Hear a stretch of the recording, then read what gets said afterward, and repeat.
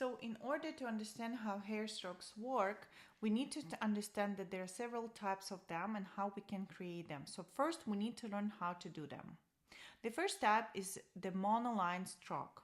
The key point here is that the needle enters the latex and stays within it. We don't make any additional movements. We simply guide the needle smoothly inside the latex at the controlled depth, creating one continuous line. Then we exit downward, flicking out into the lower part of the stroke. After that, to refine the upper part and create a soft, airy finish, we start again from the middle of the stroke and move upward, creating that flick at the top. When we wipe, we use baby oil and a dry towel. This is the easiest way to remove pigment. We clean it well, and we can also lift or bend the latex to see the result, like I'm showing it in the video. Let me adjust the camera a little bit, because unfortunately it wasn't on the holder. If you pause and look closely, you will see that it's actually very difficult to hit the exact same stroke twice. So the stroke doesn't always look like one clean line. It can look slightly duplicated.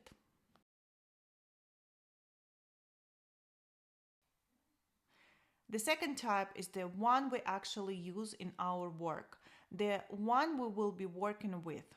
This one is the most comfortable. The first one can be more traumatic. I didn't mention that earlier, sorry. The second one is non-traumatic for the skin, back and forth movements that we use, and the healing rotation is around 50 to 70%. The movement here should be, we don't enter the skin directly. We start from the air and continue layering. I will explain the layering percentage later. The stroke ends up looking slightly point by point. I'll show you it closer.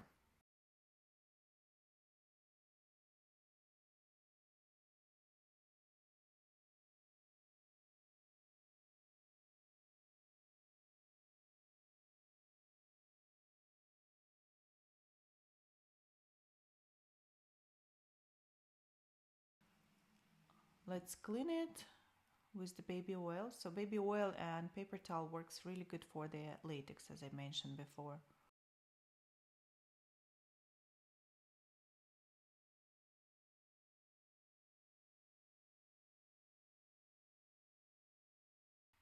You can see that the first strokes that we perform, the first type of strokes, look less clean, but the next one are more even, more airy, and non-traumatic for the skin. Sorry for the quality.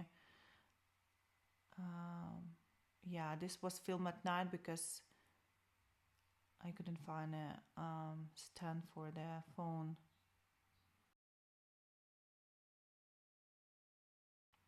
The next type of strokes, here we spend more time in the air.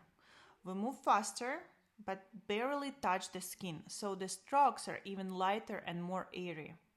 This movement is important to practice to understand how to finish your strokes. This is what we call flicking out, exiting downward and upward.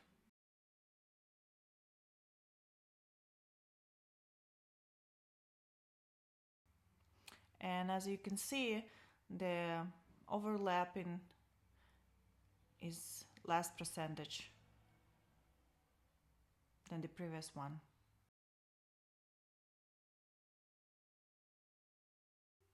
If you look closely, you can see how airy and point-like it looks, and it's not traumatic for the skin at all. The retention here and it's not painful actually. The retention here will be lower compared to the monoline stroke. The monoline gives more retention, but it's also much more traumatic and requires a very well-trained hand. I do not recommend beginners to start with it. So let's continue. Now I want to show layering. Before we work with 50% layering, it's overlapping. Now I'm showing 70 to 80% layering. This means more pigment will remain after healing. We can use this, but we must always consider the skin type. It's not suitable for all skin types. For example, it can be too traumatic for dry skin, but it works for normal or thicker skin and also for men. But it doesn't work for the oily skin as well.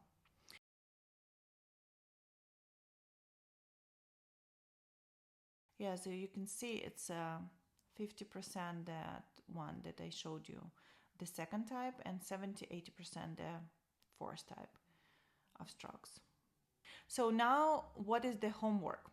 The homework is to draw all four types of hair strokes, at least 2 rows of each, fully from the beginning to the end of the latex. If the position it the way I do, you can see how much denser it becomes even from the first pass. But as I already said, we use this on specific skin types. I'll show you that later. So a very important task is not just to draw a few row strokes, but also to go over them again with a second layer, hitting exactly the same stroke. Just want to show you the closer look.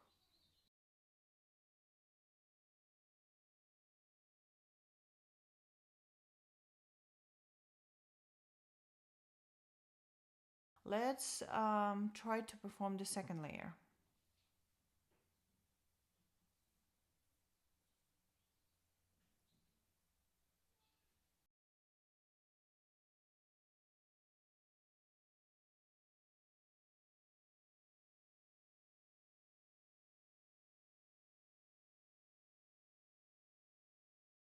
A very important task is not just to draw a few rows of strokes, but also to go over them again with a second layer, hitting exactly the same strokes. That is what I'm doing right now. I'm going over the stroke again and focusing on the middle part. Mentally, I divide the stroke into 3 parts: the beginning, the middle, and the end. And I build more density in the middle because that is where the pigment accent should be.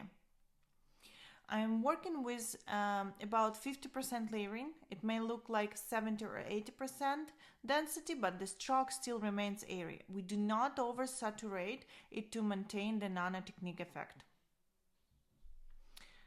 So we need to stay within the correct skin layer so that the strokes do not spread. If we go deeper, especially with monoline stroke, the stroke can blur and spread. That is why we're working in the technique I'm showing you now.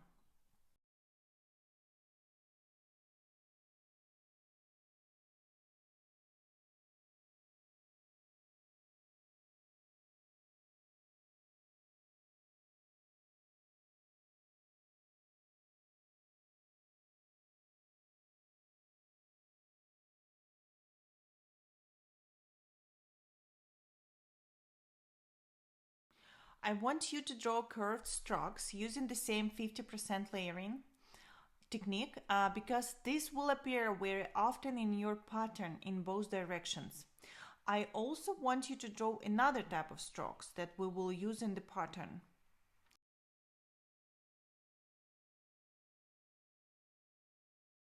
You may or may not use it later, but these strokes are very common in brow patterns and they will give you hand stability in practice.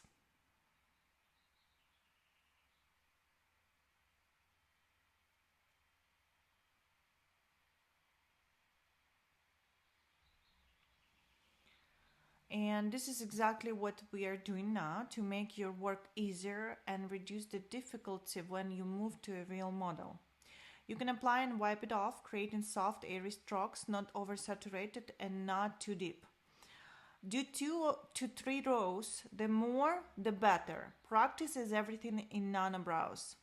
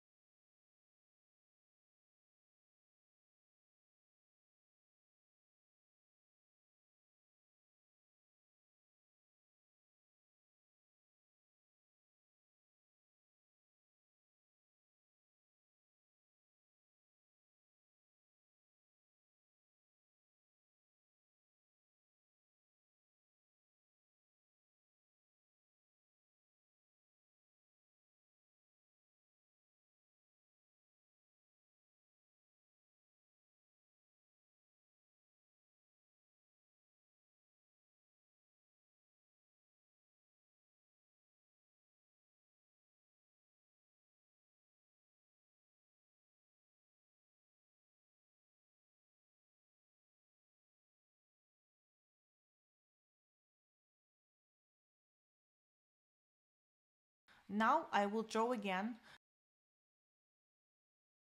dividing the stroke into 3 parts again. I will build more density in the center and release the stroke at the ends, going out and upward and downward. I always start from the air. Notice, I never place the needle directly into the latex. I start from the air very gently, creating a pendulum motion, and then slowly come down, gradually come down, touch the latex, and begin the stroke. My movement is continuous, always starting from the air.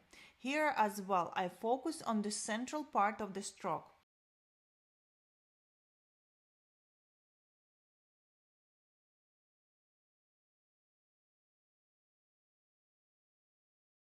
So if you have any questions, feel free to ask. I'm always available and will try to respond.